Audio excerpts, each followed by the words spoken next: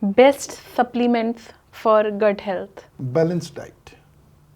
All other things, mega vitamins, proteins, if you can derive from the food, why to take from other? That's more of a psychodependency.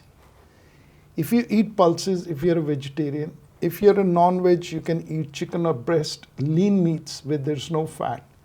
Egg white is the best source of albumin. I don't eat myself, but I curse myself. Because anybody who can eat 2 or 3 eggs white, take out the yellow because that's full of calories and cholesterol. Okay. You need nothing. If you see a lot of celebrities, they eat 8, 9, 10 eggs, egg whites. In India, we don't get, but in Western countries, you get a cartoon, like a milk cartoon, full of egg white.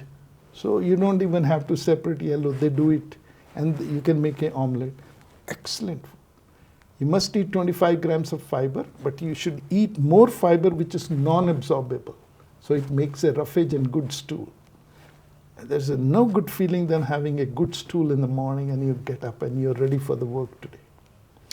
So other thing is, if you take a nutritional diet, all your vitamins, things will be there, but you'll have to take extra caution if you're vegetarian, vegan, versus non-vegetarian. About the things I have already mentioned, I won't repeat that. Iske saath, you need to drink 8 glasses of water per day, which not with the meal, but half an hour before, half an hour after.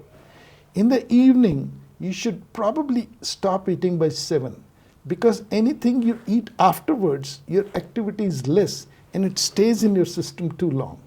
Okay. So if you're really hungry late in the evening, you can have a cup of milk or something like that, or a fruit. But if you can get into habit of finishing by 7:30, I think you'll feel next day very good. Have a nice breakfast, light lunch, and then at 7 have a good meal, because you deserve one good Indian meal a day.